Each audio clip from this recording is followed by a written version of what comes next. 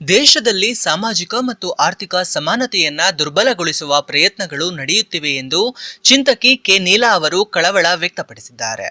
ಹುಬ್ಬಳ್ಳಿಯಲ್ಲಿ ಮೇ 16ರಂದು ನಡೆದ 12ನೇ ಮೇ ಸಾಹಿತ್ಯ ಸಮ್ಮೇಳನದ ಉದ್ಘಾಟನಾ ಸಮಾರಂಭದಲ್ಲಿ ಭಾಗವಹಿಸಿ ಮಾತನಾಡಿದರು. ಎಲ್ಲಿಂದ ಬಂದಿರೆಂದು ಕೇಳಬಹುದು ನೀವು, ಜನರ ನಡುವಿನಿಂದ ಎಂದು ಹೇಳುತ್ತೇವೆ ನಾವು. ಮತ್ತೆ ಪಯಣ ಎಲ್ಲಿಗೆಂದು ಕೇಳಬಹುದು ನೀವು, ತಿರುಗಿ ಮತ್ತೆ ಜನರ ನಡುವೆ ಹೋಗುತ್ತೇವೆ ನಾವು.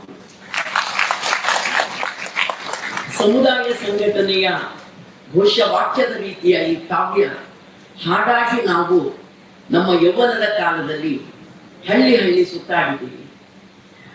ಜನ ನಮ್ಮ ಟೀಚರ್. ಎಲ್ಲಿಂದ ಬಂದಿವಿ? ಜನತೆಯಿಂದ ಬಂದಿದ್ದೀವಿ. ನಾವು ದೊಡ್ಡವರಾಗ್ತಾ ಹೋದಾಗ ಯಾವ ಜನತೆ ಅನ್ನೋದು ಗೊತ್ತಾಯ್ತು.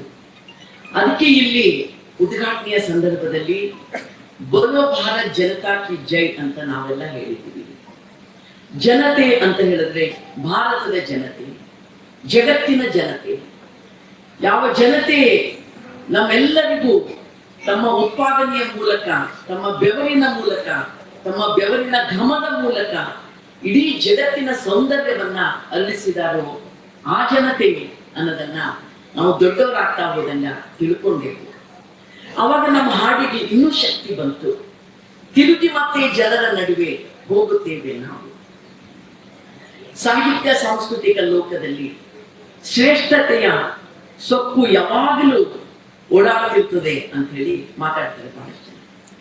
ಅದು ಶ್ರೇಷ್ಠತೆಯ ವ್ಯಸನ ಅಂತ ನಾವು ಕೇಳ್ಕೊಂಡು ಬಂದಿದ್ದೆವು. ಈಗದು ಶ್ರೇಷ್ಠತೆಯ ಸೊಕ್ಕಿಗೆ ಮಾರ್ಪಟ್ಟಂತಹ ಅನೇಕ ವಿಷಯಗಳು ಚರ್ಚೆ ಮಾಡ್ತಿರೋದು ನಾವು ನೋಡಿದ್ದೀವಿ. ಆದ್ರೆ ನಮ್ಮನ್ನ ಮತ್ತು ಈ ಹಾಡು ಆ ಎಲ್ಲ ಅಪಾಯಗಳಿಂದ ಕಾಪಾಡಿಕೊಂಡು ಬಂದಿರೋದು. ತಿರುಗಿ ಮತ್ತೆ ಜನರ ನಡುವೆ ಹೋಗುತ್ತೇವೆ ನಾವು. ಜನರ ನಡುವಿನಿಂದ ಹುಟ್ಟಿ ಬಂದಂತಹ ಒಂದು ಸಂವಿಧಾನ ನಮ್ಮ ಮುಂದೆ ಇವತ್ತು ಅದ. ಬಾಬಾ ಸಾಹೇಬ್ ಅಂಬೇಡ್ಕರ್ ಅವರು ಈ ನೆಲದಿಂದ ಎದ್ದು ಬಂದಂತ, ನಮ್ಮೆಲ್ಲರ ಬೆವರ ಲೋಕದಿಂದ ಎದ್ದು ಬಂದಂತ ಒಬ್ಬ ಮಹಾನ್ ನಾಯಕರು.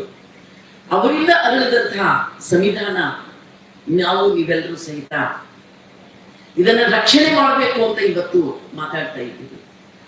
ಸಂವಿಧಾನ ರಚನೆ ಆಗುವ ಸಂದರ್ಭದೊಳಗ ಈ ನಾಡಿನ ಸಾಹಿತ್ಯ ಸಾಂಸ್ಕೃತಿಕ ಲೋಕ ತನ್ನ ಪರಂಪರೆಯ ಹಿನ್ನೆಲೆಯಲ್ಲಿ ಬಹುದೊಡ್ಡ ಕೊಡುಗೆ ಕೊಟ್ಟಿದ್ದನ್ನ ಖಂಡಿತ ಯಾರಿಗೂ ಮರೀಲಿಕ್ಕೆ ಆಗೋದಿಲ್ಲ.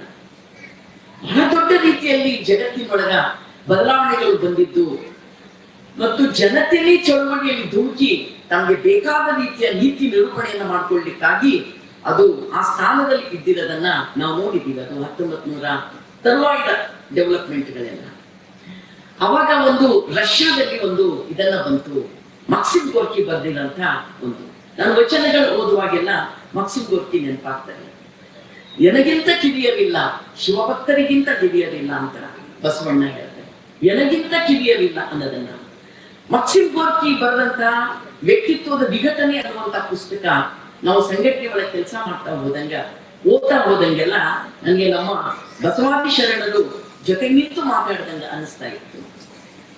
ವ್ಯಕ್ತಿವಾದ ಅನ್ನೋದನ್ನ, ವ್ಯಕ್ತಿ ಶ್ರೇಷ್ಠತೆ ಅನ್ನೋದನ್ನ ಮತ್ತು ಶ್ರೇಷ್ಠತೆಯ ಅಹಂ ಅನ್ನೋದನ್ನ ಹೆಂಗೆ ಒಂದು ಸಮುದಾಯದ ಅಭಿವೃದ್ಧಿಗೆ, ಒಂದು ಸಮಾನತೆಯ ಆಶಯಕ್ಕೆ ಅದನ್ನು ಜಾರಿ ಮಾಡುವಂತ, ನನಸಾಗಿಸುವಂತ ಪ್ರಕ್ರಿಯೆಗೆ ಅದು ಹೆಂಗ ಬಹುದೊಡ್ಡ ಅಡ್ಡಿ, ಬಹುದೊಡ್ಡ ಅಪಾಯ ಅಂತನ್ನೋದನ್ನ ಅವ್ರು ವಿವರಿಸ್ತಾರೆ. ರಷ್ಯನ್ ಸಾಹಿತ್ಯ ಮೀಮಾಂಸೆಯ ಹಿನ್ನೆಲೆಯಲ್ಲಿ ಅವರು ವ್ಯಕ್ತಿತ್ವದ ವಿಘಟನೆ ಅನ್ನುವಂತಹ ಪುಸ್ತಕವನ್ನ, ಅತ್ಯಂತ ಸಣ್ಣ ಪುಸ್ತಕ ಅದು. ನಾನು ಸರ್ತಿ ಅದು ಕನ್ನಡಕ್ಕೆ ಮಾಡ್ರಿ ಅಂತ ಕೇಳ್ತಿರ್ತೀನಿ. ಬಹುಶಃ ಕನ್ನಡಕ್ಕೆ ಇನ್ನೂ ಆಗಿಲ್ಲ ಅಂತ ಅನ್ಕೋತೀನಿ. ಲಡಾಯಿ ಅಣ್ಣಗೆ ಇವ್ರಿಗೆ ಹೇಳಿದ್ರೆ 8ರಿಂದ ಮಾಡ್ಬಿಟ್ಟರು.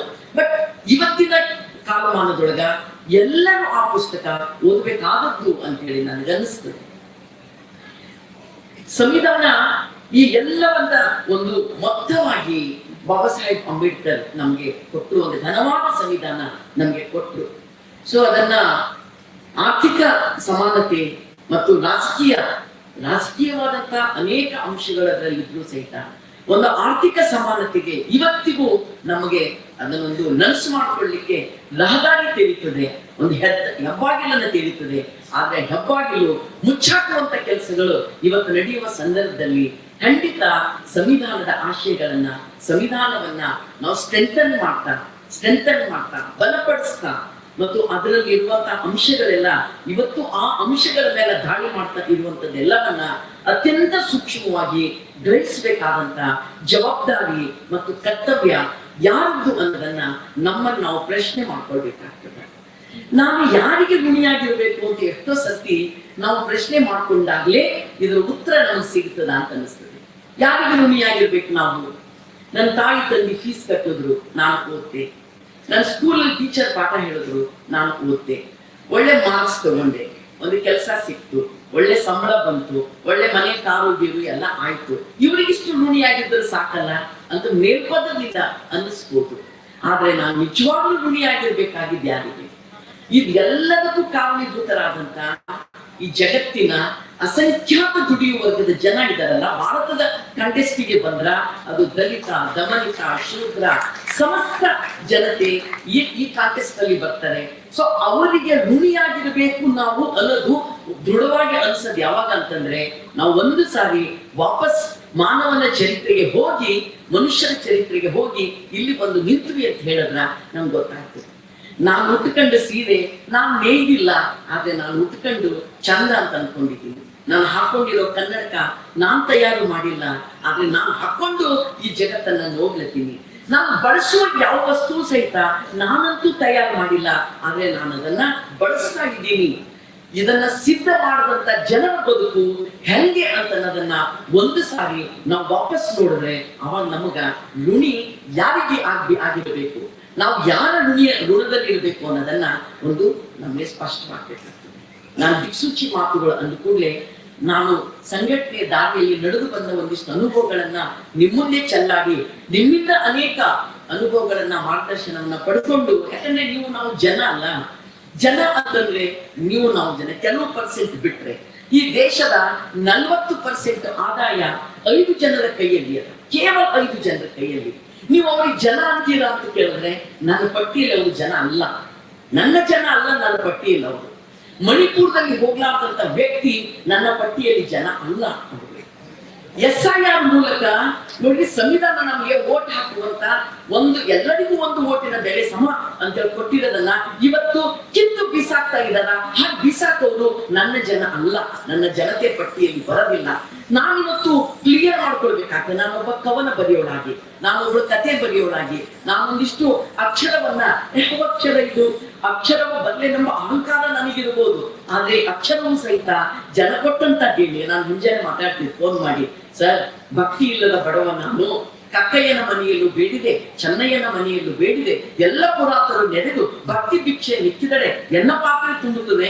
ಇವತ್ತು ನಾನು ದಿಕ್ಸೂಚಿ ಮಾತಾಡ್ಬೇಕು, ಏನೂ ಅಂದ್ರೆ ಏನು ತಲೆ ಒಳಗಿಲ್ಲ, ಸ್ವಲ್ಪ 4 ಪಾಯಿಂಟ್ ಹೇಳ್ರಿ ಅಂತ ಖಂಡಿತ ಫೋನ್ ಮಾಡಿ 4 ಜನರಿಗೆ ನಾನು ಕೇಳಿದ್ದೀನಿ.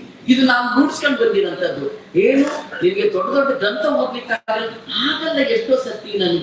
ಎಷ್ಟೋ ಸತ್ತಿಗೆ ಮುಂಜಾನೆ ಹಳ್ಳಿಗೆ ಓಡಿರ್ತೀನಿ, ಮುಂಜಾನೆ ಎಲ್ಲೋ ಓಡಿರ್ತೀನಿ, ಮತ್ತೇನು ಮಾಡಿರ್ತೀನಿ. ಒಂದು ಸಬ್ಜೆಕ್ಟ್ ಮೇಲೆ ಕೂತು ಒಂದಿಷ್ಟು ಪುಸ್ತಕ ಸರಿಗೆ ಇಟ್ಕೊಂಡು ಅಕಾಡೆಮಿಕ್ ಆಗಿ ಅಧ್ಯಯನ ಮಾಡ್ಬೇಕಲ್ಲಪ್ಪ ಅಂತ ಎಷ್ಟೋ ಸತಿ ತಲೆ ಕೊಡಿತದೆ. ಬಟ್ ಅದು ಎಷ್ಟೋ ಸತಿ ಕೈ ತಪ್ಪಿ ಹೋಗ್ತದೆ. ಆದ್ರೆ ನನಗೆ ಪುನಃ ಬಹಳ ದೊಡ್ಡ ಗ್ರಂಥ ಸಿಕ್ಕಿರೋದು ಜನರಿಂದ. ಸಾಹಿತಿಗಳು, ಕಲಾವಿದರು, ಬುದ್ಧಿಜೀವಿಗಳು ಬಂದಿದ್ರು. ಕೆಲವು ಸಾಹಿತ್ಯಗಳು ಬರ್ಲಿಕ್ಕ ಹಿಂದೆ ಮುಂದೆ ನೋಡಿದ್ರು, ಇಲ್ಲ ಇಷ್ಟೇ ಆಗ್ತದೆ, ಸರಿಯಾಗು ತಪ್ಪಾಗು ಅಂತ ಹೇಳಿಕ್ಕಾಗಲ್ಲ. ನಾನು ಹೇಳಿದವರಿಗೆ ಇದೇ ಸಂದರ್ಭ ನಾವು ಸರಿಯಾಗು ತಪ್ಪಾಗು ಹೇಳುವಂತ ಧೈರ್ಯ ಹಾಗೆ ತೋರಿಸಿದಾಗ ಕೇಸ್ ಆಗ್ಬೋದು, ಕೇಸಿಗೆ ಹೆದರ್ಬೋದು, ಜೈಲಿಗೆ ಕಳಿಸ್ಬೋದು, ಅದಕ್ಕೂ ಹೆದರ್ಬೋದು. ಆದ್ರೆ ಕೇಸ್ ಹಾಕೊಳ್ದೇನೆ, ಜೈಲಿಗೆ ಹೋಗ್ದೇನೆ ನೀವಿದ್ದ ಜಾಗದಲ್ಲೇ ನಿಮ್ಮನ್ನ ಜೈಲು ಖರೀದಿಯನ್ನಾಗಿ ಮಾರ್ಪಡಿಸೋದು ಇವತ್ತು ಕೇಂದ್ರದ ನೀತಿಗಳು ಆಗಿದ್ದಾವೆ. ನೀವಿದ್ದ ಜಾಗದಲ್ಲೇ ಉಪವಾಸನೇ ನೀವಿದ್ದು ಹೊಸ ರೀತಿಯ ಫ್ಯಾಸಿಸಂ, ನವೀನ ರೀತಿಯ ಫ್ಯಾಸಿಸಂ ಅನ್ನ ಅವತ್ತು ಹಿಟ್ಲರ್ಗೆ ನೀವು ಗುರುತಿಸಬಹುದಾಗಿತ್ತು. ನಾನು ಕೆಲವೇ ವರ್ಷಗಳ ಅಂತರದಲ್ಲಿ 64 ಲಕ್ಷ ಜನರನ್ನ ನಾನಾ ರೀತಿಯಲ್ಲಿ ಆತ ಕೊಲೆ ಮಾಡಿ ಬಿಸಾಕಿ ಬಿಟ್ಟ. ನಾನಾ ರೀತಿಯಲ್ಲಿ ಅದನ್ನು ಒಂದ್ಸತಿ ನಮ್ಮ ಯುವ ಜನ ವಿದ್ಯಾರ್ಥಿಗಳೆಲ್ಲ ಓದಿದ್ರೆ, ಫ್ಯಾಸಿಸಂ ಅಂದ್ರೆ ಏನು, ಅದೆಂತ ಸಿದ್ಧಾಂತವೇ ಇಲ್ಲದಂತ ಒಂದು ಉನ್ಮಾದ, ಒಂದು ಕ್ರೌರ್ಯ ಅನ್ನೋದನ್ನ ಅರ್ಥ ಆಗ್ತದೆ. ನಾನು ಇಲ್ಲಿ ರಂಜಾನ್ ದರ್ಗಾ ಅವರು ಬಂದಿದ್ದಾರೆ. 4 ವರ್ಷದಿಂದ ರಂಜಾನ್ ದರ್ಗಾ ಅವರು ಭಾರತದಲ್ಲಿ ಫ್ಯಾಸಿಸಂ ಅಂದ್ರೆ ಏನು ಅಂತನ್ನೋದನ್ನ ಹೇಳಿದ್ರು. ಲಕ್ಷಗಟ್ಟಲೆ ಜನ ನೋಡಿದ್ರು ಅದನ್ನ ನಮ್ಮ ಇದರಲ್ಲಿ ಫೇಸ್ಬುಕ್ ಅಲ್ಲಿ. ಇದಕ್ಕಿಂತ ಒಂದಿನ ಮಾಯ ಆಗ್ಬೋಯ್ತು. ಹೆಂಗ್ ಮಾಯ ಆಗ್ಬೋಯ್ತು ಅಂದ್ರೆ ಗೊತ್ತದ, ಇಡೀ ಫೇಸ್ಬುಕ್ ಸೋಷಿಯಲ್ ಮೀಡಿಯಾದ ಮಾಲೀಕರು ಯಾರು ಅವರಿಗೆ ಗೊತ್ತಾಯ್ತು, ಕಿತ್ತು ಬಿಸಾಕಿದ್ರು ಅಷ್ಟೇ. ಅಂದ್ರೆ ನಾವು ಇದ್ದ ಜಾಗದಲ್ಲಿ ನಮ್ಮನ್ನ ಏನ್ ಮಾಡ್ಬೇಕು ಅಂತ ಅನ್ನೋದು ಸೂತ್ರಧಾರಿಗಳು ಏಕರಿದ್ದಾರೆ ನಮ್ಮಲ್ಲೆಲ್ಲ. ಏನು ಇವತ್ತು ನಾಗ್ಪುರದಲ್ಲಿ ತೀರ್ಮಾನ ಆಗಿದೆ, ವಚನ ಸಾಹಿತ್ಯ ಬಸವಾದಿ ಶರಣರ ಹಿಂದೂ ಸಮಾವೇಶವನ್ನ ಮಾಡ್ಲಿಕ್ಕೆ ಇವರೆಲ್ಲರೂ ಮಾಡ್ತಾ ಇದ್ದಾರೆ ಎಲ್ಲ ಕಡೆಗೂ ಸಹಿತ. ಅವಾಗ ನಾವು ಕೆಲವು ಜನ ಸಾಹಿತ್ಯಗಳು ಮಾತಾಡೋದು, ಯಾಕೆಲ್ಲದಕ್ಕೂ ವಿರೋಧ ಮಾಡ್ತೀವಿ, ಯಾಕೆ ನೀವು ಎಲ್ಲದಕ್ಕೂ ಈ ರೀತಿ ಪ್ರತಿಭಟನೆ ಮಾಡ್ತೀವಿ, ಅವರು ಮಾಡ್ಕೊಂಡು ಹೋಗ್ಲಿ, ನಮ್ಗೇನ್ ಹೇಳುದ ಆಮೇಲೆ ನಾವು ಹೇಳ್ಬೇಕು ಅಂತ ಅನ್ನೋದನ್ನ. ಈ ಎಸ್ಕೇಪಿಸಂ, ಸೇಫರ್ ಝೋನ್ ಅಲ್ಲಿ ಇದ್ದುಕೊಂಡು ಕೆಲಸ ಮಾಡುವ ಪ್ರವೃತ್ತಿ ಬಂದ್ಬಿಟ್ರ ಏನಾಗ್ಬಿಡ್ತದೆ ಗೊತ್ತ್ರಿ? ಪ್ರತಿ ವರ್ಷ ನಾವು ಸಾಹಿತ್ಯ ಸಮ್ಮೇಳನ ನಡೆಸ್ತೀವಿ, ಸಾಹಿತ್ಯ ಮೇಳ ನಡೆಸ್ತೀವಿ. ಒಂದ್ ಕಡೆಗೆ ಪ್ರಗತಿಪರ ಸಾಹಿತ್ಯ ಮೇಳ ಸಮ್ಮೇಳನಗಳಾಗ್ತವೆ, ಮತ್ತೊಂದ್ ಕಡೆಗೆ ಸಾಹಿತ್ಯಕ್ಕಾಗಿ ಸಾಹಿತ್ಯ ಅನ್ನೋದು ನಡೀತದೆ. ಆದರೆ ಎಸ್ಕೇಪಿಸಂ ಮತ್ತು ಸೇಫರ್ ಝೋನ್ ಅಲ್ಲಿ ಇರ್ಲಿಕ್ಕೆ ನಾವು ಮನಸ್ಸು ಮಾಡ್ಕೊಂಡು ಬಿಟ್ರೆ, ಭಯದ ಒಳಗೆ ಒದ್ದಾಡ್ತಾ ನಿರ್ಭಯವನ್ನ ತಿರಸ್ಕರಿಸ್ತಾ ನಾವು ಇದ್ದು ಬಿಟ್ರೆ ಏನಾಗ್ತದೆ ಗೊತ್ತಾ? ಏನಾಗ್ತದೆ ಅಂತ ಹೇಳಿದ್ರೆ, ಆವಾಗ ಹೊರಗಿನಿಂದ ಏನು ಅತ್ಯಂತ ನಿರ್ಭಯದಿಂದ ಅವರೆಲ್ಲ ಏನೆಲ್ಲ ಮಾಡ್ಬೇಕು ಮಾಡ್ಕೊಂಡು ಹೋಗ್ತಾರೆ ಅಷ್ಟೇ. ನಾವು ಇಂದಲ್ಲ ನಾಳೆ ಆ ಫ್ಯಾಸಿಸಂ, ಹೊಸ ರೀತಿಯ ಫ್ಯಾಸಿಸಂಗೆ, ಆ ಅಪಾಯಕ್ಕೆ ಒಡ್ಕೊಳ್ಳುವ ವ್ಯಕ್ತಿಗಳಾಗಿರ್ತೀವಿ ಅಷ್ಟೇ, ಮತ್ತಿನ್ನೇನು ಆಗೋದಿಲ್ಲ. ಈಗ ನಾವು ಇದೊಂದು ಸಂದರ್ಭ, ಏನೊಂದು ಸಂದರ್ಭ, ಬಸವಾದಿ ಶರಣರ ಹಿಂದೂ ಸಮಾವೇಶವನ್ನ ಮಾಡಬೇಕಾದಾಗ ನಮ್ಮ ಲೇಖಕರು, ನಮ್ಮ ಸಾಹಿತಿಗಳು ಮಾತಾಡಬೇಕು. ಹಿಂದುತ್ವಕ್ಕೂ ವಚನಕಾರ ಆಶಯಗಳಿಗೂ ಏನ್ ವ್ಯತ್ಯಾಸ ಅನ್ನೋದನ್ನ ಯಾರು ಹೇಳ್ಬೇಕು? ನಿನ್ನೆ ದಿನ ನಮ್ಮ ಶಾಪುರದಲ್ಲಿ ಬಂದಂತ ಜನ ಹಳ್ಳಿಗೆ ನಾವು ಹೋಗಿದ್ವಿ, ನೋಡ್ರಿ ಇದು ಹೀಗದ, ನಾವು ಹಾಡುವ ವಚನ ಇದು ಹೀಗದ ಅಂತ ಹೇಳಿ. ಹಾಗೆ ಹೇಳುವಾಗ ಅಜ್ಞಾನವೆಂಬ ತೊಟ್ಟಿಲೊಳಗೆ ಜ್ಞಾನವೆಂಬ ಶಿಶುವ ಮಲಗಿಸಿ ಅಂತ ವಚನ, ವೇದ ಆಗಮ ಪುರಾಣಗಳೆಂಬ ಪಟ್ಟಣ ಕುಟ್ಟುತ್ತ ನುಚ್ಚುತ್ತೋಡು ಕಾಣಿವೋ, ಇಷ್ಟು ಕ್ಲಿಯರ್ ಹೇಳಿದ್ರು ನಮ್ಮ ವಚನಕಾರರು. ಎಲ್ಲೆಲ್ಲೂ ಅವರು ಈ ಹಿಂದುತ್ವ ಅನ್ನುವ ಪುರೋಹಿತ ಶಾಹಿ ಎನ್ನುವಂತ, ಬ್ರಾಹ್ಮಣ ಶಾಹಿ ಎನ್ನುವಂತ ಹೊಡ್ಕೊಂಡು ತಿನ್ನುವ ಸಂಸ್ಕೃತಿಗೆ, ದುಡ್ಕೊಂಡು ಉಣ್ಣುವ ಜನತೆ ಯಾವತ್ತೂ ಬಲಿಯಾಗಬಾರ್ದು ಅನ್ನುವ ಸಲುವಾಗಿ ಹೊಡ್ಕೊಂಡು ತಿನ್ನುವ ಸಂಸ್ಕೃತಿ ಅಂಶವನ್ನ ಧಿಕ್ಕರಿಸಿದ್ರು. ಅವರು ತಮ್ಮ ಪ್ರಾಣ ಹೋದರೂ ಪರವಾಗಿಲ್ಲ, ಅದನ್ನು ಒಪ್ಪಲ್ಲ ಅಂತ ಮಾತು ಹೇಳಿದ್ರು.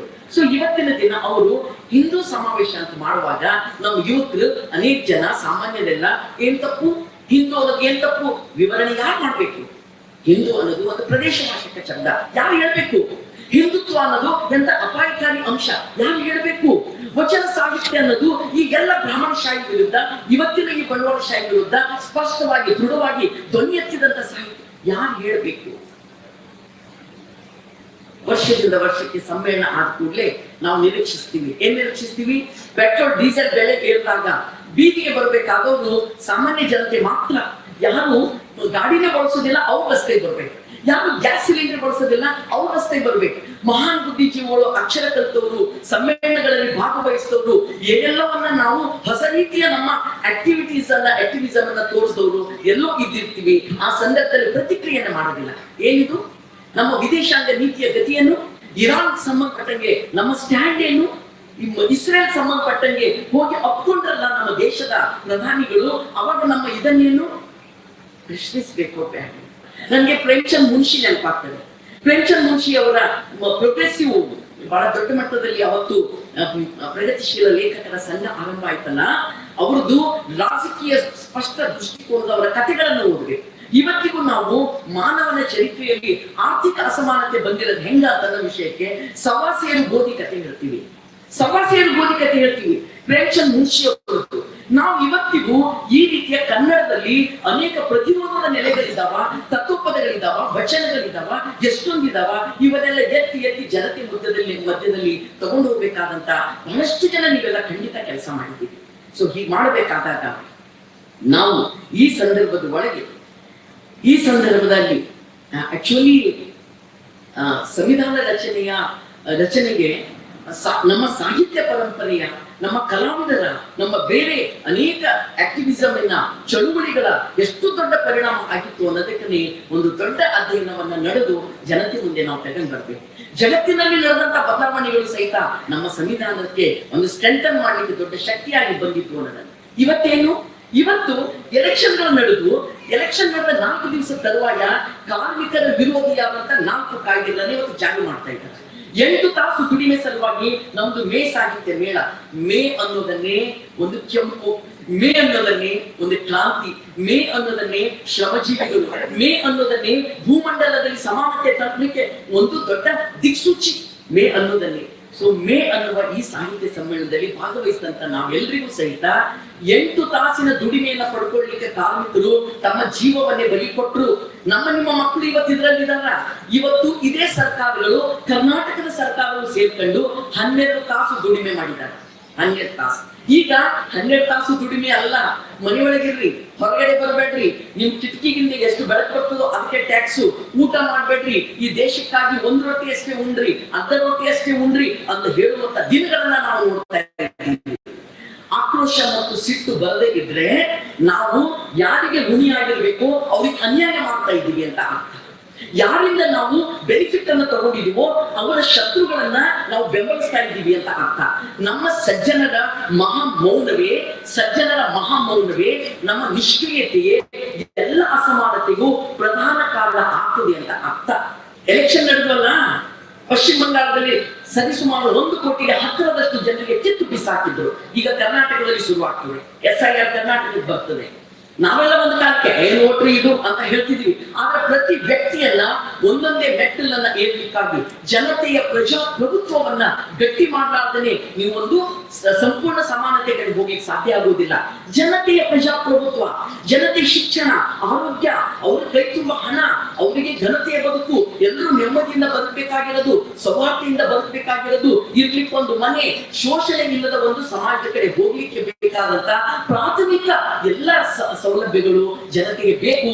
ಅಂತ ಒಂದು ಜನತೆಯ ಪ್ರಜಾಪ್ರಭುತ್ವವನ್ನ ನಾವು ಗಟ್ಟಿಗೊಳಿಸಲಿಕ್ಕೆ ಸಾಧ್ಯ ಇಲ್ಲ ಅಂತ ಹೇಳಿದ್ರೆ ಖಂಡಿತ ನಾವು ಇನ್ನೊಂದು ಹಂತಕ್ಕೆ ಹೋಗ್ಲಿಕ್ಕೆ ಆಗೋದಿಲ್ಲ. ಕ್ರಾಂತಿಯ ಬಗ್ಗೆ ನಾವು ಮಾತಾಡಬಹುದು, ಆದ್ರೆ ಕ್ರಾಂತಿಯ ಮೆಟ್ಟಲನ್ನ ಹೋಗ್ಲಿಕ್ಕೆ ಬೇಕಾದಂತ ಜನತೆಯ ಮಾನಸಿಕ ಸ್ಥಿತಿಯನ್ನ, ಜನಸಾಮಾನ್ಯರ ಮಧ್ಯದಲ್ಲಿ ನಮ್ಮ ಕೆಲಸ ಮಾಡುವ ರೀತಿಗಳನ್ನ ನಾವು ಬದಲು ಮಾಡ್ಕೊಳ್ಳದೆ ಇದ್ರೆ, ನಾವು ಈ ಜನತೆಯ ಪ್ರಜಾಪ್ರಭುತ್ವವನ್ನ ಗಟ್ಟಿ ಮಾಡದೆ ಇದ್ರೆ ಫ್ಯಾಸಿಸಮ್ ಅನ್ನ ಎದುರಿಸಲಿಕ್ಕೆ ಆಗೋದಿಲ್ಲ. ಅವಾಗ ಏನಾಗ್ತದೆ ಗೊತ್ತ್ರಿ, ಸಾಮಾನ್ಯ ಜನ ದಂಗಾಗಿ ಒಂದ್ ಕಡೆಗೆ ಕೂತ್ ಬಿಡ್ತಾರ, ಇನ್ನು ಮಧ್ಯಮ ವರ್ಗದ ಜನ ತಮ್ಮ ಸೇಫರ್ ಜೋನ್ ಅಲ್ಲಿ ಇದ್ದು ಬಿಡ್ತಾರ. ಒಂದು ಸಮಾಜ ಅನ್ನೋದನ್ನ ಅರಾಜಕ ಸಮಾಜವಾಗಿ ನಿರ್ಮಾಣ ಮಾಡ್ಲಿಕ್ಕೆ ಆಸ್ಪದ ಕೊಟ್ಟಂಗಾಗ್ತದೆ. ಹಾಗಿದ್ರೆ ಇದರ ಬಗ್ಗೆ ಚರ್ಚೆ ಮಾಡ್ಬೇಕಾದ್ರು ಯಾರು, ದೃಢವಾಗಿ ತೀರ್ಮಾನ ಮಾಡ್ಬೇಕಾದ್ರು ಯಾರು? ನಮ್ಮ ಕಣ್ಣು ಮುಂದೆ ಇದೆಲ್ಲ ನೋಡ್ರಿ. ಮಣಿಪುರದಲ್ಲಿ ಹೆಣ್ಣು ಮಕ್ಕಳ ಮೇಲೆ ಬೀದಿಯಲ್ಲಿ ಅತ್ಯಾಚಾರ ಆಗ್ತದೆ, ಎಷ್ಟು ಯಾರಿಗೂ ಅದನ್ನು ನೋಡ್ಲಿಕ್ಕೆ ಸಾಧ್ಯ ಇಲ್ಲ. ಹಾಗೆ ಇವತ್ತು ಇಡೀ ಭಾರತ ದೇಶದಾದ್ಯಂತ ಮ್ಯಾಪ್ ನೋಡಿದ್ರೆ ನೀವು ಎಲ್ಲ ಕಡೆಗೂ 4-5 ರಾಜ್ಯಗಳು ಬಿಟ್ರೆ ಒಂದೇ ಬಣ್ಣವನ್ನ ನೋಡ್ತೀರಿ. ಇದು ಅಪಾಯ ಅಂತ ಫಸ್ಟ್ ಗ್ರಹಿಸಬೇಕಾಗಿರೋದು, ನಿದ್ದೆಗೆಡಿಸಬೇಕಾಗಿರೋದು, ಬೇಕ್ಷೈನ್ ಆಗ್ಬೇಕಾಗಿರೋದು, ಎಂಥ ಒದ್ದಾಟ ಆಗ್ಬೇಕಾಗಿರೋದು ಸಾಹಿತಿಗಳು, ಕಲಾವಿದರು, ಚಳುವಳಿಗಾರರು ಇವರಿಗೆಲ್ಲ. ಮತ್ತು ಸಾಹಿತ್ಯ ಕಲಾವಿದರು ಸಹಿತ ಇದನ್ನು ಎತ್ತಿ ಎತ್ತಿ ತೋರಿಸಲಿಕ್ಕೆ ಬೇಕಾದಕ್ಕೆ ತಮ್ಮ ಲೇಖನಿಯನ್ನ ಎತ್ತಿಡಿಬೇಕಾಗ್ತದೆ ಅಂತ ಹೇಳಿ ನನಗೆ ಯಾವತ್ತೂ ಅನಿಸ್ತದೆ. ಹೊರಗಡೆ ಬಾಬಾ ಸಾಹೇಬ್ ಅಂಬೇಡ್ಕರ್ ಅವ್ರದ್ದು ಒಂದು ಅದ್ಭುತವಾದ ಫೋಟೋ ನಾನು ನೋಡಿದೆ. ಅದ್ಭುತವಾದದ್ದು, ಅವರು ಲೇಖನಿಯನ್ನ ಹೀಗೆ ಎತ್ತಿ ಹಿಡಿದಿದ್ದಾರೆ. ಲೇಖನಿಯನ್ನ, ಆ ಲೇಖನಿಯ ಮುಂದೆ ಮೊನಚಿದೆ, ಹೊಳಪಿದೆ. ಯಾರಾದ್ರೂ ಗಮನಿಸಿದ್ರೆ ಹೊಳಪಿದೆ, ಅದಕ್ಕೊಂದು ಪ್ರಭಾವಳಿ ಇದೆ. ಸಾಮಾನ್ಯವಾಗಿ ವ್ಯಕ್ತಿ ಹಿಂದೆ ಪ್ರಭಾವಳಿ ತೋರಿಸ್ತಾರೆ. ಬಾಬಾ ಸಾಹೇಬ್ ಎತ್ತಿ ಹಿಡಿದಿರುವಂತ ಆ ಲೇಖನಿಗೆ, ಅದು ಲೇಖನಿ ಸುತ್ತ, ಆ ಮುಂದಿನ ಇದರ ಸುತ್ತ ಪ್ರಭಾವಳಿ ಇದೆ. ನಾವಿವತ್ತು ನಮ್ಮ ಲೇಖನಿ ಮೊನಚಾಗ್ಬೇಕು ಅಂತ ಹೇಳಿದ್ರೆ, ನಾವು ಅದ್ಭುತವಾದ ಕಥೆ ಕಾವ್ಯವನ್ನ ಬರ್ಕೊಂಡು ಪ್ರಶಸ್ತಿಗಳು ತಗೊಂಡು ನನ್ನ ಪಾಡಿಗೆ ನಾನು ಇದ್ದಿರ್ತೀನಿ, ನನ್ನ ಅಭಿಪ್ರಾಯ ಹೇಳಿದ್ದೀನಲ್ಲ ಸಾಕು ಅಂತ ಅನಿಸ್ಲಿಕ್ಕೆ. ಆದ್ರೆ ಆಗಲಾರದ ದಿನಮಾನಗಳು ಸಾಕಾಗ್ತಾ ಇಲ್ಲ. ಖಂಡಿತ ಒಂದು ಉತ್ತಮವಾದ ಸಮಾಜ ಬಂದಾಗ, ಎಲ್ಲರೂ ನೆಮ್ಮದಿಯಿಂದಿರುವಾಗ ನಾವು ಈ ರೀತಿ ಸಂತೋಷದಿಂದ ಇರ್ಬೋದೇನೋ. ಒಂದು ಕಥೆ ಕಾದಂಬರಿ ಬರ್ಕೊಂಡು ನೋಡಿ ನಾನು ಬರದೆ, ಒಳ್ಳೆ ಕವರ್ ಪೇಜು, ಒಳ್ಳೆ ರೀತಿಯ ವಿವರಣೆ ಮಾಡಿದ್ದೀನಿ, ನನ್ನ ನಾಡಿನ ಸಾಂಸ್ಕೃತಿಕ ಎಲ್ಲ ರೀತಿಯ ಆಯಾಮಗಳನ್ನ ನಾನು ಅದರಲ್ಲಿ ಕಟ್ಕೊಟ್ಟಿದ್ದೀನಿ ಅಂತ ನಾನು ಖುಷಿ ಪಡ್ಬೋದೇನೋ. ಆದ್ರೆ ಇವತ್ತು ಜನಸಾಮಾನ್ಯರ ಬದುಕು, ನಮಗೆ ಎಲ್ಲವನ್ನ ಕಟ್ಟಿಕೊಟ್ಟಂತ, ನಮ್ಮ ಹೊಟ್ಟೆಗೆ ಅನ್ನ, ಮನೆಗೆ ಬಟ್ಟಿ, ಇರ್ಲಿಕ್ಕೆ ಮನೆ, ಎಲ್ಲವನ್ನ ಮಾಡಿಕೊಟ್ಟಂತ ದೊಡ್ಡ ಮಟ್ಟದ ಶ್ರಮಜೀವಿ ವರ್ಗವನ್ನ ಇವತ್ತು ಈ ನರಕದಲ್ಲಿ ತಳ್ಳಿ ಹಾಕ್ತಾ ಇದ್ದಾರ. ನಾವ್ ಹೆಂಗ ಆನಂದ ಪಡುವುದು? ಇಷ್ಟೇ ಸಾಕ? ಒಂದು ಕತೆ ಬರೆದು ತೃಪ್ತ ಆಗ್ಬಿಡ್ಬೋದಾ? ಒಂದು ಕವನ ಬರೆದು ತೃಪ್ತ ಆಗ್ಬಿಡ್ಬೋದಾ? ಅಥವಾ ಅಭಿಪ್ರಾಯ ಹೇಳ್ಕೊಂಡು ತೃಪ್ತ ಆಗ್ಬಿಡ್ಬೋದ? ಹಾಗಿದ್ರ ಏನ್ ಮಾಡ್ಬೇಕು ಅಂತ ವಿಷಯಕ್ಕೆ ನಾವು ಇಲ್ಲಿ 2 ದಿನ ಚರ್ಚೆ ನಡಿಬೇಕು ಅಂತ ಹೇಳಿ ನಾನು ಭಾವಿಸ್ತೀನಿ. ಜಾಗತಿಕ ಮಟ್ಟದ ಬಹುದೊಡ್ಡ ಸಾಮ್ರಾಜ್ಯಶಾಹಿಗಳು, ಜಾಗತಿಕ ಮಟ್ಟದ ಬಹುದೊಡ್ಡ ಬಂಡವಾಳಶಾಹಿಗಳು ಮತ್ತು ನಮ್ಮ ಭಾರತ ದೇಶದ ಕೋಮುವಾದಿಗಳು ಎಲ್ಲರೂ ಗೆಳೆಯರಾಗಿ ಬಿಟ್ಟಾರ. ಎಲ್ಲರೂ ದೋಸ್ತರಾಗಿ ಬಿಟ್ಟಾರ. ಅವ್ರ ಶಕ್ತಿ ಎಷ್ಟು ದೊಡ್ಡದು ಅಂತ ಕೇಳಿದ್ರ, ನಮ್ಮ ದೇಶದ ಆಡಳಿತಕ್ಕೆ ಧಮಕಿ ಹಾಕ್ತಾರವರು ಮತ್ತು ನಮ್ಮ ದೇಶದ ಚುಕ್ಕಾಣಿಯಲ್ಲಿ ಕೂತಂತವ್ರು ಪ್ರಧಾನಿಗಳು ಒಂದೇ ಒಂದು ಮಾತಾಡೋದಿಲ್ಲ. ಅವರು ಒಂದೇ ಒಂದು ಮಾತಾಡೋದಿಲ್ಲ, ಎಲ್ಲವನ್ನ ನಾಶ ಮಾಡಿ ತಾವು ಮಾತ್ರ ಇರಬೇಕು ಅನ್ನುವಂತ ಹೊಸ ರೀತಿಯ ಫ್ಯಾಸಿಸಮ್ ಅನ್ನ ಸೃಷ್ಟಿ ಮಾಡ್ತಾ ಇದ್ದಾರೆ ಇವರು. ಹಾಗಿದ್ದಾಗ ಸಾಹಿತಿಗಳು, ಕಲಾವಿದರು, ಬುದ್ಧಿಜೀವಿಗಳು, ವಿದ್ಯಾರ್ಥಿಗಳು, ಯುವಕರು ನಾವೆಲ್ಲರ ಕರ್ತವ್ಯ ಏನು ಅಂತ ಹೇಳಿದ್ರೆ, ಕನ್ನಡ ನೆಲದ ಅದೇ ರೀತಿಯಾದ ಪಕ್ಕದ ರಾಜ್ಯಗಳಿದ್ದಾವ, ನಾನು ಹೋಗೋದಿಲ್ಲ, ಕನ್ನಡದ ನೆಲದಲ್ಲಿ ಇರುವಂತಹ ಬಹುದೊಡ್ಡ ಪ್ರತಿರೋಧದ ನೆಲೆಗಳಿದ್ದಾವಲ್ಲ, ಆ ಪ್ರತಿರೋಧದ ನೆಲೆಗಳನ್ನ ನಮ್ಮ ಯುವ ಜನತೆ ಕೈಗೆತ್ಕೊಳ್ಬೇಕು, ಅಧ್ಯಯನ ಮಾಡಬೇಕು, ಅದರೊಂದಿಗೆ ಮಿಳಿತ ಆಗ್ಬೇಕು, ಪುನಃ ಜನರ ಕಡೆ ಹೋಗ್ಬೇಕು. ಮತ್ತು ನಾವು ನಿನ್ನೆ ದಿನ ಶಾಪುರಲ್ಲಿ ಒಂದು ಮಾತು ಹೇಳಿದ್ವಿ, ಏನಂತ, ಅದ್ಯಾರೋ ಬಂದು ಬಸವಾದಿ ಶರಣರ ಹಿಂದೂ ಸಮಾವೇಶ ಅಂತ ಮಾಡ್ತಾ ಇದ್ದಾರಲ್ಲ, ಅವ್ರಿಗೆ ಒಂದು ಬಸವಾದಿ ಶರಣರ ಸಮಾವೇಶ ಮಾಡ್ಲಿ ನಮ್ಮ ಅಭ್ಯಂತರ ಇಲ್ಲ. ಹಿಂದೂ ಸಮಾವೇಶ, ಹಿಂದೂ ವಿರಾಟ್ ಸಮಾವೇಶ, ಹಿಂದೂ ಹೋರಾಟ ಸಮಾವೇಶ, ಹಿಂದೂ ಆಗಿ ಏನೇನು ಮಾಡ್ಕೊಳ್ತಾರೆ ಅವರು. ಆಕ್ರಮಣಕಾರಿ ಶಬ್ದಗಳೆಲ್ಲ ಅಲ್ಲೇ ಹುಟ್ಕೊಂಡಿದ್ದಾರೆ ಅವ್ರ ಡಿಕ್ಷನರಿ ಒಳಗೆ. ಏನೇನು ಮಾಡ್ಕೊಂತೀವಿ ಡೆಮೋಕ್ರಸಿ, ಯಾರು ನಮ್ಮ ಅಭ್ಯಂತರ ಇಲ್ಲ. ಆದ್ರೆ ಯಾವ ಪುರೋಹಿತಶಾಹಿಯ ವಿರುದ್ಧ, ಯಾವ ಹಣ ಸಂಚಯದ ವಿರುದ್ಧ, ಕುರುಡು ಕಾಂಚಾಣ ಕುಣಿಯುತ್ತಲಿತ್ತ, ಕಾಲಿಗೆ ಬಿದ್ದವರು ತುಳಿಯುತ್ತಲಿತ್ತ ಅನ್ನೋದರ ವಿರುದ್ಧ ನಮ್ಮ ವಚನಕಾರರು ಧ್ವನಿ ಎತ್ತಿದ್ರಲ್ಲ, ಅವರ ವಚನಗಳನ್ನ ತಗೊಂಡು ಹೋಗಿ ಹಿಂದೂ ಸಮಾವೇಶಕ್ಕೆ ಜೋಡಿಸಿದ್ರೆ ಬಿಡೋದಿಲ್ಲ. ತಾಕತ್ತಿದ್ರೆ ನೀವು ವೇದಕ್ಕೆ ವರಿಯ ಕಟ್ಟಿ, ಶಾಸ್ತ್ರಕ್ಕೆ ನಿಗವನ್ನಿಕ್ಕಿ, ತರ್ಕದ ಬೆನ್ನ ಭಾರ ನೆತ್ತಿ ಅನ್ನುವ ವಚನವನ್ನ ಹೇಳ್ರಿ ಅಂತ ನಾವು ಹೇಳಿದ್ವಿ. ಯಾರು ಹೇಳಿದ್ರು ಇದು ಬಸವಣ್ಣನೇ ಹೇಳಿದ್ರು.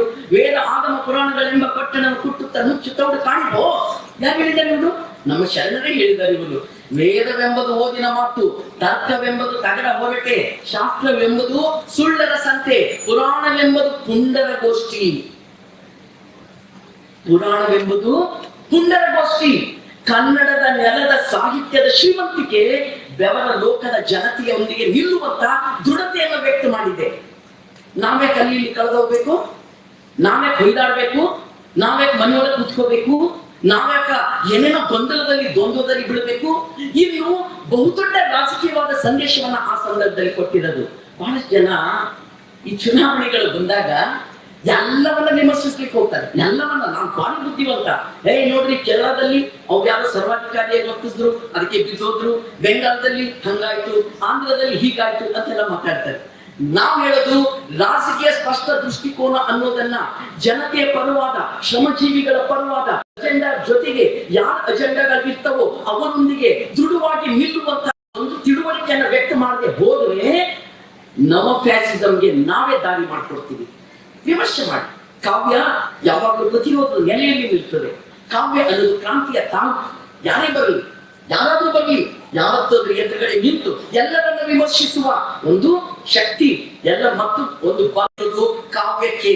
ಕನ್ನಡದ ಪ್ರತಿರೋಧದ ಕಾವ್ಯದ ನೆಲೆಗಳಿದಾವಲ್ಲ, ಯಾವತ್ತೂ ಆಳುವ ಜಾಗದಲ್ಲಿ ಆಳುವ ವರ್ಗವನ್ನ ಅತ್ಯಂತ ನಿಷ್ಠುರವಾಗಿ, ಅನ್ಕಾಂಪ್ರಮೈಸ್ಡ್ ಆಗಿ ವಿಮರ್ಶೆ ಮಾಡಿ ತನ್ನ ಜೀವ. ಎಷ್ಟು ಜನ ಸೂಫಿಗಳ ತಲೆ ತೆಗೆದಿಲ್ಲ? ನೀವು ಬಿಜಾಪುರ ಸೂಫಿ ಸಂತ ಅವರುಡದ ಶರಣರ ಪರಂಪರೆಗೆ ನೀವು ನೋಡ್ಬೇಕು, ಎಷ್ಟು ಜನರಿಗೆ ಶಿಕ್ಷೆ ಕೊಟ್ಟಿಲ್ಲ. ಇಂಥದ್ದೆಲ್ಲವುಗಳ ಸಹಿತ ನಮ್ಮ ಮುಂದೆ ಇದಾವೆ. ಯಾರು ಎಲ್ಲ ಪ್ರಾದೇಶಿಕ ಪಕ್ಷಗಳನ್ನ ಆಪೋಷಣ ಮಾಡ್ಕೊಂಡು ಎಷ್ಟು ದೊಡ್ಡ ಬಟ್ಟೆ ಅದು ಮುಟ್ಟಿ ಮೈಲಿಗೆ ಮಾಡಿದ್ರು. ಒಂದು ಸತ್ತಿಗೆ ದುರ್ಗೆ ಅಂದ್ರು, ಇವತ್ತು ಮಾರಿ ಅಂತ ಇದ್ದಾರೆ. ಅವತ್ತಿನ ದಿನ ದುರ್ಗೆ ಅಂದ್ರು, ಬೆಂಗಾಲದ ನಾಯಕಿ ಅಂದ್ರು, ಇವತ್ತು ದೀದಿ ಅಂತ ಮಾತಾಡ್ತಾರೆ. ಟಪ್ಪರಿಗಳು ರಸ್ತೆಯಲ್ಲಿ ನಿಂತು ಅವರ ಹುಡುಗರು ಮಾತಾಡ್ತಾರಲ್ಲ ಹಾಗೆ ಮಾತಾಡಿ ಅಪಮಾನಿಸಿದ್ರು. ಅಂದ್ರೆ ಎಲ್ಲರನ್ನ ತಗೊಂಡು ಆಪೋಷಣ ಮಾಡಿ ಇಡೀ ಭಾರತವನ್ನೇ ಹೊಸ ಫ್ಯಾಸಿಸಂಗೆ ತುಳ್ಳುವಂತ ಷಡ್ಯಂತ್ರ ಮಾಡುವ ಟೈಮಲ್ಲಿ ನಾವು ಎಲ್ಲಿದ್ದೀವಿ? ಜನರ ಮಧ್ಯದಲ್ಲಿ ಹೋಗಿ ಬಂದಾಗ ಒತ್ತಾಡಿ ಬಿಡ್ತೀವಿ, ಸಾಕಾಗ್ತಾ ಇಲ್ಲ ನಮ್ಗೆ ಜನ ಅಂತ ಹೇಳಿ. ಈಗ SIR ಸಂದರ್ಭ, ನಮ್ಮ ದೇವದಾಸಿ ಹೆಣ್ಮಕ್ಳನ್ನ, ನಮ್ಮ ಕೃಷಿ ಕೂಲಿ ಕಾರ್ಮಿಕರನ್ನ ಎಲ್ಲ ಕೂರಿಸ್ಕೊಂಡು ನೋಡೋಣ ನಿಮ್ ಹೆಸರು ಲಿಸ್ಟ್ ಅದೆಲ್ಲ ನೋಡ್ಕೊಳ್ರಿ, ನಿಮ್ಗೆ ಒಂದು ವೋಟ್ ಹಾಕ್ಲಿಕ್ಕೂ ನಾಳೆಗೆ ಹಕ್ಕಿಲ್ಲ ಅಂತ ಹೇಳಿದ್ರೆ ಎಲ್ಲ ಸೌಲಭ್ಯ ಕಿತ್ಕೊಳ್ತಾರ ಅವರು. ನಾವು ಸತ್ತರೆ ನಮ್ಮನ್ನು ಮಣ್ಣು ಮಾಡ್ಲಿಕ್ಕ ಆ ಕುಣಿಗೆಗೆ ಇವರ ಜಗ ಸಹಿತ ಸಿಗಲ್ಲ, ನಾಯಿ ಮರಿ ತಿಂದು ಹೋಗ್ಬೇಕಷ್ಟೇ. ಈಗ ನೋಡ್ರಿ ಪಶ್ಚಿಮ ಬಂಗಾಳದಲ್ಲಿ 90 ಲಕ್ಷ ಜನರಿಗೆ ಸರ್ಕಾರದ ಯಾವ ಸೌಲಭ್ಯಗಳಿಲ್ಲ ಅಂತ ಹೇಳಿದ್ರು. ಒಂದ್ ಸಾರಿ ಅವ್ರ ಜಾಗದಲ್ಲಿ ನಿಂತು ನಾವು ನೋಡ್ಬೇಕಲ್ಲ. 2,000 ರೂಪಾಯಿ ಬಂದಿಲ್ಲ ಅಂತ ಹೇಳಿದ್ರೆ, ಕರೆಂಟ್ ಬಿಲ್ ಮಾಫ್ ಮಾಡಿಲ್ಲ ಅಂತ ಹೇಳಿದ್ರೆ, ರೇಷನ್ ಅಂಗಡಿಯಲ್ಲಿ 5 kg ಅಕ್ಕಿ ಕೊಟ್ಟಿಲ್ಲ ಅಂತ ಹೇಳಿದ್ರೆ, ಬಸ್ ನಲ್ಲಿ ಒಂದು ಸೀಟು ಫ್ರೀ ಸಿಗ್ಲಿಲ್ಲ ಅಂತ ಹೇಳಿದ್ರೆ ಸುಮ್ಮನೆ ಎಲ್ಲವೂ ಸಿಗ್ತಾರೆ, ಬೇರೆ ಬೇರೆ ಎಲ್ಲವೂ ಸಾಮಾನ್ಯ ಜನರಿಗೆ ಕೆಲಸ ಗ್ಯಾರಂಟಿ, ಯಾರಿಗೂ ನೋವು ಅನ್ನಿಸಲಿಲ್ಲ. ಉದ್ಯೋಗ ಖಾತ್ರಿ ಅಂತ ಅನ್ನೋದನ್ನ ನಾವು ಸಾಹಿತ್ಯಗಳಿಗೆ ತಲುಪಿಲ್ಲ ಅನ್ಸು. ಸ್ವಾಮಿ ನೀವು ನನ್ನನ್ನು ಬೈಬೇಡಿ, ಬಹಳ ಜನ ತಲುಪಿದೆ, ಬಹಳ ಜನ ಮಾತಾಡಿದ್ದೀರಿ. ಆದ್ರೆ ಉದ್ಯೋಗ ಖಾತ್ರಿ ಕಾಯ್ದೆ ಅನ್ನೋದನ್ನ ವಿತಿನ್ ನೋ ಟೈಮ್ ಕಿತ್ತು ಬಿಸಾಡಿದ್ರು. ಎಡಪಕ್ಷಗಳ ಕಾರಣದಿಂದ ಬಂದಂತ ಕಾಯ್ದೆ ಆಗಿತ್ತು. ಕೋಟಿಗಟ್ಟಲೆ ಜನರಿಗೆ ಉಂಗ್ಲಿಕ್ಕೆ ಒಂದು ಗಂಜಿ ಸಿಗೋದಾಗಿತ್ತು. ಗಂಜಿಯೂ ಸಿಗಲಾದ ರೀತಿಯಲ್ಲಿ ವಿಬಿ ಗಾಂಜಿ ತಗೊಂಡು ಬಂದ್ರು. ಇವತ್ತು ವಿಬಿ ಗಾಂಜಿ ತಗೊಂಡು ಬಂದ್ರು, ಕಿತ್ತು ಬಿಸಾಕಿದ್ರು. ಯಾರು ಬೀದಿಗೆ ಬರ್ಬೇಕು, ಯಾರಿಗೆ ಬೇಕಿತ್ತು ಅವ್ರು ಬರ್ಲಿ ಬೀದಿಗೆ. ಸೊ ನಾನು ಹೇಳೋದು ಬೀದಿಗೆ ಈಗ ತಿರುಗಿ ಮತ್ತೆ ಜನರ ನಡುವೆ ಹೋಗುತ್ತೇವೆ ನಾವು ಅಂತ ಹೇಳಿದಾಗ, ಇಡೀ ನಮ್ಮ ದೇಶದ ಸಂಪೂರ್ಣ ನಮ್ಮ ಆದಾಯವನ್ನ, ನಾನು ಸಣ್ಣವಳಿದ್ದಾಗ ನಮ್ಮ ತಾಯಿ ನಮ್ಮಪ್ಪ ರೊಕ್ಕ ತಗೋಬಾರ್ದು, ಆತನ ಕಣ್ಣಿಗೆ ಬಿದ್ದುಬಿಟ್ರೆ ತಗೊಂಡು ಹೋಗ್ತಾರ. ನಮ್ಮಪ್ಪ ಟೀಚರ್ ಆಗಿದ್ರು, ಆದ್ರೂ ರೊಕ್ಕ ಕಡಿಮೆ ಬೀಳ್ತಿದ್ದು ಅವರಿಗೆ, ತಗೊಂಡು ಹೋಗ್ತಾರ ಅಂತ ರೊಕ್ಕ ತಗೊಂಡು ಖಾರ ಉಪ್ಪಿನ ಡಬ್ಬಿ ಒಳಗೆ ಇಡ್ತಿದ್ರು. ನಮ್ಮಪ್ಪಗೆ ಅದನ್ನು ಗೊತ್ತಾಗ್ತಿತ್ತು, ಎಷ್ಟೋ ಸತಿ ಅದು ತಗೊಂಡು ಹೋಗ್ತಿದ್ದ. ತಗೊಂಡೋಗಿ ಏನ್ ಮಾಡ್ತಿದ್ದ ಅಂದ್ರೆ ನಮ್ಮ ಅಂಗಡಿ ಒಳಗೆ ಕೂತು ಮೀಟಿಂಗ್ ಮಾಡ್ತಿದ್ದ. ಮೀಟಿಂಗ್ ಮಾಡುವಾಗ ಚಹಾ ಕಡಲೆ ಪುಡಿ ಅಂತ ತರಿಸ್ಲಿಕ್ಕೆ ಹಣ ಖರ್ಚು ಮಾಡ್ತಿದ್ದೆ. ಯಾಕಂದ್ರೆ ನನಗೆ ಹೆಮ್ಮೆ ಅದ, ನಮ್ಮಪ್ಪ ಒಬ್ಬ ಕಮ್ಯುನಿಸ್ಟ್ ಆಗಿದ್ದ, ನನಗೆ ಅದು ಹೆಮ್ಮೆ ಅದ. ಹೌದಾ? ಆ ತಗೊಂಡು ಹೋಗ್ತಿದ್ದ ರೊಕ್ಕ. ಏನ್ ಮಾಡ್ತೀವಿ, ಮನೆಗೆ ಇಟ್ಕೊಂಡು ಈ ರೊಕ್ಕ ಬಳಕೆ ಆಗ್ಬೇಕು ಅಂತ ಹೇಳಿ. ಸೊ ಇವತ್ತು ನನ್ನ ತಾಯಿ ಇಟ್ಟಂತ ಖಾರ ಉಪ್ಪಿನ ಡಬ್ಬಿ ಒಳಗಿನ ರೊಕ್ಕ ನನ್ನ ತಂದೆ ಬಳಸೋ ಬದಲಿಗೆ ಈ ಹಣ ಕಳ್ಳರು ಬಳಸ್ತಾ ಇದ್ದಾರೆ. ಇವತ್ತು ನಮ್ಮ ಪ್ರತಿಯೊಬ್ಬರ ಕಿಶೆ ಒಳಗಿನ ಹಣವನ್ನ ಹೆಂಗ್ ಕಿತ್ಕೋಬೇಕು ಅನ್ನೋದನ್ನ ಅವ್ರು ತೀರ್ಮಾನ ಮಾಡಿ ಕಿತ್ಕೋತಾ ಇದ್ದಾರೆ. ಇವತ್ತು ನೀವು ಬ್ಯಾಂಕ್ ಅಲ್ಲಿ ರೊಕ್ಕ ಇಟ್ಟರು ಟ್ಯಾಕ್ಸು, ರೊಕ್ಕ ತೆಗೆದ್ರು ಟ್ಯಾಕ್ಸು, ಜೀರೋ ಅಕೌಂಟ್ ಅಂತ ಮಾಡಿದ್ರು ಬಡವರು ಹಣ ಕಿತ್ಕೊಂಡ್ರು, ಬೆಲೆ ಏರಿಕೆ ಮಾಡಿದ್ರು ಬಡವರು ಹಣ ಕಿತ್ಕೊಂಡ್ರು, ಪೆಟ್ರೋಲ್ ಡೀಸೆಲ್ ಇರಾನ್ ಅಮೆರಿಕ ಯುದ್ಧದ ಮೇಲೆ ಇಸ್ರೇಲ್ ಯುದ್ಧದ ಮೇಲೆ ಹಾಕ್ತಾರೆ. ಇವತ್ತು ನಮ್ಮ ಎಲ್ಲರ ಹಣವನ್ನ ಕಿತ್ಕೊಂಡು ಬಡವರನ್ನಾಗಿ ಮಾಡಿ ಉಪವಾಸ ಬಿದ್ದು ಸಾಯುವ ರೀತಿಯಲ್ಲಿ ಮಾಡಿ ಹೊಸ ರೀತಿಯಲ್ಲಿ ಫ್ಯಾಸಿಸಂ ಅನ್ನ ತಿಂದು ಈ ದೇಶವನ್ನ ನುಂಗಿ ನೀಡಿ ಕೊಡಲಿಕ್ಕೆ ನಿಂತಾಗ ಇದರ ಬಿಕ್ಕಟ್ಟುಗಳನ್ನ, ಇದರ ಒಳಸುಳಿಗಳನ್ನ, ಇದರ ಒಳಗಿನ ಮರ್ಮಗಳನ್ನ ಜನತೆಗೆ ಅತ್ಯಂತ ಸರಳವಾಗಿ ತಿಳಿಸಿ ಹೇಳೋದು ಅಗತ್ಯ ಅಂತ ನಂಗೆ ಅನಿಸ್ತದೆ. ನಮ್ಮ ದೇವದಾಸಿ ಹೆಣ್ಮಕ್ಳು ಹೇಳ್ತಿದ್ರು, ನನ್ನ ಹೆಸರು ಬರೋದಿಲ್ಲೇನಕ್ಕ. ನಾನು ಹೇಳಿದೆ, ಫಸ್ಟ್ ದಲಿತ, ದಮನಿತ, ಮೈನಾರಿಟಿ. ನೋಡ್ರಿ, ಮೈನಾರಿಟಿಗಳ ಹೆಗಲ ಮೇಲೆ ಬಂದೂಕಿಟ್ಟು ಹೊಡಿತಿದಾರ ಅವರು ಎಲ್ಲರಿಗೂ ಸಹಿತ. ಸುಮ್ಮನೆ ಮೈನಾರಿಟಿ ಒಂದು ಶತ್ರು ಸುಮ್ಮನೆ, ಆದ್ರೆ ಅವ್ರ ಹೆಗಲ ಮೇಲೆ ಬಂದೂಕಿಟ್ಟು ದಲಿತ, ದಮನಿತ, ಶ್ರಮಜೀವಿಗಳನ್ನೆಲ್ಲ ಯಾರು ನನಗೆ ಓಟ್ ಕೊಡಲ್ಲ ಅಂತ ಇರ್ತದೋ ಅವುಗಳನ್ನ ಕಿತ್ತಿ ಬಿಸಾಡುವಂತ ಕ್ರೌರ್ಯದ ದಾಳಿ ಭಾರತದ ಮೇಲೆ ನಡೆಸ್ತಾ ಇರುವಂತ ಬಹುದೊಡ್ಡ ಗಾಯ, ಬಹುದೊಡ್ಡ ದಾಳಿ, ಬಹುದೊಡ್ಡ ಕ್ರೌರ್ಯ ಇದು. ಸೊ ಇದನ್ನ ಹಿಮ್ಮೆಟ್ಟಿಸಲಿಕ್ಕಾಗಿ ನೋಡ್ರಿ, ಚುನಾವಣಾ ಕಮಿಷನ್ ಓಪನ್ ಸಪೋರ್ಟ್ ಮಾಡಿದ್ರು. ಏನ್ ಮಾಡುವಾಗಿದ್ದೀರಿ, ಕೋರ್ಟಿನ ಒಳಗಡೆ ಓಪನ್ ಅವ್ರ ಪರವಾಗಿ ಜಡ್ಜ್ಮೆಂಟ್ ಬರ್ತದೆ. ಏನ್ ಮಾಡುವಾಗಿದ್ದೀರಿ, ಎಲ್ಲವೂ ಸಹಿತ ಆಯಕಟ್ಟಿನ ಸ್ಥಾನದಲ್ಲಿ ಆಕ್ರಮಿಸ್ಕೊಂಡು ಕೂತಿದ್ದಾರೆ. ಏನ್ ಮಾಡಿದ್ದೀರಿ, 70-75% ಯಾವ್ದು ಕುಲವತ ಶಾಹಿ ಅಂತಿದ್ದೀರಿ, ಬ್ರಾಹ್ಮಣ ಶಾಹಿ ಅಂತಿದ್ದೀರಿ, ಸ್ಕಿಲ್ ಹೆಸರಲ್ಲಿ, ಜಾತಕದ ಹೆಸರಿನಲ್ಲಿ ಅವರೇ ಆಕ್ರಮಿಸ್ಕೊಂಡು ಕೂತಿದ್ದಾರೆ. ಎಲ್ಲಿದ್ದೀರಿ, ಇವತ್ತಿನ ರಿಸರ್ವೇಶನ್ ಹೆಸರಲ್ಲಿ ಎಡಗೈ ಬಲಗೈ ಅಂತ ನಮ್ಮನ್ನು ಹೊಡೆದು ಚೂರು ಮಾಡಿ ಹಾಕಿದ್ರು ಇದ್ದಿರುವ ಎರಡು ರಾಜಕೀಯ ವಿಂಗ್ಗಳು. ಯಾರಿಗೆ ಹೇಳ್ಬೇಕು? ಸೊ ಇವೆಲ್ಲವೂ ನಮ್ಮ ಮುಂದೆ ಇದಾವ. ಇಂತಹ ಸಂದರ್ಭದಲ್ಲಿ ನಮಗೆ ಬಹಳ ದೊಡ್ಡ ಶಕ್ತಿಯಾಗಿ ಬಂದಿರೋದು ಈ ಜಗತ್ತಿನಲ್ಲಿ ದುಡಿಯುವ ವರ್ಗದ ಪರವಾದ ಚಳುವಳಿ, ಬಹುದೊಡ್ಡ ಸ್ಪಷ್ಟ ದೃಷ್ಟಿಕೋನ ನಮಗೆ. ಅದ್ರ ಜೊತೆಗೆ ಕನ್ನಡದ ನೆಲದ ಪ್ರತಿರೋಧದ ಒಂದು ಪರಂಪರೆ ಇದೆಯಲ್ಲ, ಕಾವ್ಯದ ಪರಂಪರೆ, ಕಲೆಯ ಪರಂಪರೆ, ಜನತೆಯ ಬದುಕಿನ ಪರಂಪರೆ, ಜನತೆ ಯಾವತ್ತೂ ಸೋಲೋದಿಲ್ಲ ಅನ್ನುವಂತ ಪರಂಪರೆ ಇದೆಯಲ್ಲ.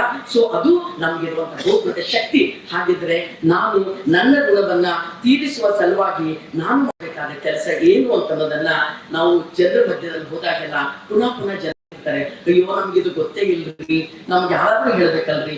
ಹಾಗಿದ್ರೆ SIR ಬಗ್ಗೆ ನಾವು ಹೇಳ್ಬೇಕು, ಈ ವ್ಯವಸ್ಥೆ ಬಗ್ಗೆ ನಾವು ಹೇಳ್ಬೇಕು, ವಚನ ಸಾಹಿತ್ಯದ ಬಗ್ಗೆ ಹೇಳ್ಬೇಕು, ತತ್ವಪದದ ಬಗ್ಗೆ, ಅಂದ್ರೆ ದಾಳಿ ಆಗ್ತಾ ಇರೋದನ್ನು ಹೇಳ್ಬೇಕು. ಎಲ್ಲವೂ ಅವರಿಗೆ ಗೊತ್ತದ, ನಮ್ಗಿಂತ ಚಂದ ಅವರಿಗೆ ಗೊತ್ತದ. ಸೊ ಈ ದಾಳಿ ಯಾಕಾಗ್ತಿದಾವ ಅನ್ನುವ ಈ ಸಾಂಸ್ಕೃತಿಕ ರಾಜಕಾರಣವನ್ನ ನಾವು ಜನತೆಗೆ ಹೇಳ ಸಲುವಾಗಿ ದಂಡಿಯಾಗಿ ನಾವು ಜನತೆ ಮಧ್ಯದಲ್ಲಿ ಹೋಗ್ಬೇಕಾಗುತ್ತದೆ. ಕರ್ನಾಟಕಕ್ಕೆ ಬಂದ SIRಗೆ 11 ರೆಕಮೆಂಡೇಶನ್, 11 ಕಾಗದಗಳನ್ನ ನಮ್ಗೆ ಕೊಡ್ಲಿಕ್ಕೆ ಆಗೋದಿಲ್ಲ. ಸ್ಟಾಪ್, SIR ನಿಲ್ಲಿಸಿ, ಯಾರು ನಿಮ್ಗೆ ಯಾರ ಅಧಿಕಾರ ಕೊಟ್ರು ಅಂತ ಕೇಳುವ ಸಲುವಾಗಿ ನಾವು ನಿಲ್ಲಬೇಕಾಗ್ತದೆ. ಹಾಗೆ ನಿಲ್ಲಬೇಕಾದಾಗ ನಮ್ಮ ಮುಂದೆ ಇರೋದು ಇಷ್ಟೇ, ಉರಿ ಬರಲಿ ಸಿಡಿ ಬರಲಿ ಕೂಡಲ ಸಂಗನ ಎದುರು ದಂಡನ ದಟ್ಟನಾದರು ಅಂತೇವೆ. ನಾವು ಈ ಆಳುವ ವರ್ಗ ಮಾಡುವಂತ ಕ್ರೌರ್ಯದ ದಾಳಿಯನ್ನ ನಾವು ಒಪ್ಪೋದಿಲ್ಲ ಅಂತ ಹೇಳುವಂತ ಸಾಹಿತಿಗಳು, ಕಲಾವಿದರು, ಬುದ್ಧಿಜೀವಿಗಳು, ಯುವಕರು, ಯುವತಿಯರು ಸಡ್ಡು ಹೊಡೆದು ನಿಲ್ಲಬೇಕಾಗುತ್ತದೆ. ಹಾಗೆ ನಿಂತಾಗ ಖಂಡಿತ ಈ ದೇಶ ನಮ್ಗೆ ಪ್ರಾಕ್ಟಿಕಲಿ ಉಳಿಸ್ಕೊಳ್ಲಿಕ್ಕೆ ಸಾಧ್ಯ. ನಮ್ಗೆ ನಿಜವಾಗ್ಲೂ ಆಶೆ ಇರೋದು, ನಮ್ಗೆ ಭರವಸೆ ಬಂದಿರೋದು ಏನು ಅಂತ ಕೇಳಿದ್ರ, ಈ 1 ವರ್ಷದ ಪೀರಿಯಡ್ ಅಲ್ಲಿ ಈ ದೇಶದಲ್ಲಿ ಕಾರ್ಮಿಕರು, ರೈತರು ದೊಡ್ಡ ಮಟ್ಟದಲ್ಲಿ ಬೀದಿಗೆ ಬಂದಿದ್ದಾರೆ. ಜನ ಹೇಳ್ತಾರೆ ಚಳುವಳಿಗಳು ಇಲ್ಲ ಇಲ್ಲ, ಹಾಗೇನು ಇಲ್ಲ. ದೊಡ್ಡ ಮಟ್ಟದಲ್ಲಿ ನಮ್ಮ ರೈತರು, ನಮ್ಮ ಕಾರ್ಮಿಕರು ಬೀದಿಗೆ ಬಂದು ಚಳುವಳಿ ಮಾಡುವಾಗ ನಮ್ಮ ಮೌನ ಅವರಿಗೆ ಸಹಕರಿಸಲಾರದಂತ ಸ್ಥಿತಿ ನಿರ್ಮಾಣ ಮಾಡ್ತದೆ. ಯಾರಾದ್ರೂ ಬಾವುಟ ಹಿಡ್ಕೊಂಡು ಬೀದಿಗೆ ಬಂದ್ರೆ ಹೋಗೋಣ, ನಾವು ಜೊತೆ ಸೇರೋಣ. ನಾವು ಯಾಕೆ ಸೇರಲ್ಲ? ಪೆಟ್ರೋಲ್ ಡೀಸೆಲ್ ರೇಟ್ ಜಾಸ್ತಿ ಆದ್ರೆ ಬೇರೆಯವ್ರೇ ಬರ್ಬೇಕಾ? ಹೋಗಿ ಹುಬ್ಬಳ್ಳಿ ಬೀದಿಯಲ್ಲೂ ಬರೋಣ, ಧಾರವಾಡ ಬೀದಿಯಲ್ಲೂ ಬರೋಣ. ಎಲ್ಲಿ ಯಾರು ಕಾಣಿಸ್ತದೋ 10 ಜನ ಇರೋಣ, 10 ಜನ ಇತ್ತು ರಸ್ತೆ ಮೇಲೆ ನಿಂತು ಹೊಯ್ಕೊಳ್ಳೋಣ. ಕುಷ್ಟಗಿಯ ಅಂಗನವಾಡಿ ಟೀಚರ್ ಶರಣಮ್ಮನ ಮೇಲೆ ಅತ್ಯಾಚಾರ ಆಗಿತ್ತು. ಅವಾಗ ಶಾಂತರಸರಿ ಎಂಪ್ಲಾಯಿ ಆಗಿದ್ರು. ಅವರ ಹೆಂಡತಿ ಲಕ್ಷ್ಮೀದೇವಮ್ಮ. ಅವಾಗ ಬೇರೆ ಜನ ಎಲ್ಲ ಹೋರಾಟ ಮಾಡಿದ್ರು. ಇವ್ರ ಸಾಹಿತಿಗಳಿಗೆಲ್ಲ ಕೆಲವು ಜನಕ್ಕೆ ಬರೀ ಹೋರಾಟ ಮಾಡೋಣ, ಈ ಬರ್ಲಿಲ್ಲ. ಅವತ್ತಿನ ದಿನ ಏನೋ ಅನಾನುಕೂಲ ಇರ್ಬೋದು. ಅವ್ರು ಹೆಂಡತಿ ಕರ್ಕೊಂಡು DC ಆಫೀಸಿಗೆ ಹೋಗಿ ಲವ ಹೊಯ್ಕೊಂಡ್ರು. ಅವತ್ತಿನ ದಿನ ಶಾಂತರಸರು ನನಗೆ ಬರೀಲಿಕ್ಕೆ ಆಗೋದಿಲ್ಲ ಅದು. ಅವ್ರು ಹೇಳಿದ್ರು ಯಾಕಂತ ಕೇಳಿದ್ರ, ಒಬ್ಬ ಕುಷ್ಟಗಿಯ ಶರಣಮ್ಮ ಅನ್ನುವಂತ ಮಹಿಳೆ ಮೇಲೆ ಅತ್ಯಾಚಾರ ನಡೀತದ, ನಮ್ಗೆ ಮೌನದಿಂದ ಇರ್ಲಿಕ್ಕೆ ಆಗ್ತದೆ ಅಂದ್ರೆ ಇಲ್ಲ ಅನ್ನೋ ಮಾತನ್ನ ಶಾಂತರಸರು ಹೇಳಿದ್ರು. ಸೊ ಉತ್ತರ ಕರ್ನಾಟಕ, ಇಡೀ ಕರ್ನಾಟಕದಲ್ಲಿ ಈ ರೀತಿ ಒಂದು ಪ್ರತಿಭಟನೆಯ ಅಲೆಗಳಿದ್ದಾವೆ, ಪ್ರತಿಭಟನೆಯ ಬಹುದೊಡ್ಡ ಸಾಗರವೇ ಇದೆ. ಇದರಲ್ಲಿ ನಾವು ಮಿಳಿತ ಆಗೋಣ. ನೀವೆಲ್ಲರೂ ಇದರಲ್ಲಿ ಮಿಳಿತ ಆದಂತವರೇ ಖಂಡಿತ ಇದ್ದೀರಿ. SIR ಸಂದರ್ಭದಲ್ಲಿ ಮುಂದಿನ ದಿನಗಳಲ್ಲಿ ಖಂಡಿತ ನೀವೆಲ್ಲರೂ ಜನತೆ ಮಧ್ಯದಲ್ಲಿ ಹೋಗ್ಬೇಕಾಗ್ತದೆ. ನಾವು ನೀವು ಮತ್ತೆ ಬೀದಿಯನ್ನ ತುಂಬಿಸ್ಬೇಕಾಗ್ತದೆ. ನಮಗೀಗ ಜಾಗಗಳು ಇಲ್ಲ. ಪಾರ್ಲಿಮೆಂಟ್ ಅಲ್ಲೂ, ಅಸೆಂಬ್ಲಿಯಲ್ಲೂ, ತಮಿಳುನಾಡಿನಲ್ಲಿ ಕಿತ್ತು ಬಿಸಾಕ್ಬೇಕಂದ್ರು ಏನೇನೋ ಇದರಿಂದ ಉಳ್ಕೊಂಡಿತ್ತು. ಎಲ್ಲಿಯೂ ಜಾಗಗಳಿಲ್ಲ. ನಮ್ಮ ಜಾಗ ಖಾಯಂ ಆಗಿ ನಾವು ಗುರುತಿಸ್ಕೋಬೇಕು. ಖಾಯಂ ಅಂದ್ರೆ ಈ ಕ್ಷಣಕ್ಕೆ ಮಾತ್ರ ಗುರುತಿಸ್ಕೋಬೇಕೇನು ಅಂದ್ರೆ ಬೀದಿಯನ್ನ ತುಂಬಿಸಬೇಕಾಗ್ತದೆ. ನಿಮ್ಮ ಮನೆಯ ಮಕ್ಕಳಿಂದ ಹಿಡಿದು, ನಿಮ್ಮ ಮನೆಯ ತಾಯಿ, ತಂದೆ, ಹೆಂಡತಿ, ಗಂಡ, ಅಳಗ ಬಡಗ ಸುತ್ತಮುತ್ತ ಇದ್ದವರಿಂದ ಹಿಡಿದು ಬರ್ರಿ ಬೀದಿಗೆ ಬರ್ಲಿಕ್ಕೆ ಆಗೋದಿಲ್ಲ. ಹಾಗಿದ್ರೆ ಒಂದು ಕತೆ ಬರೆದು ಪ್ರಶಸ್ತಿ ತಗೊಂಡು ಆಮೇಲೆ ಜೈಕಾರ ಮಾಡಿಸ್ಕೊಳ್ಲಿಕ್ಕೂ ನಿಮ್ಗೆ ಯಾವ ನೈತಿಕತೆ ಇಲ್ಲ, ಯಾವ ನೈತಿಕತೆಯೂ ಇಲ್ಲ ಅನ್ನೋ ಮಾತನ್ನ ಖಂಡಿತ ಈ ಸಂದರ್ಭದಲ್ಲಿ ಹೇಳ್ತೀನಿ.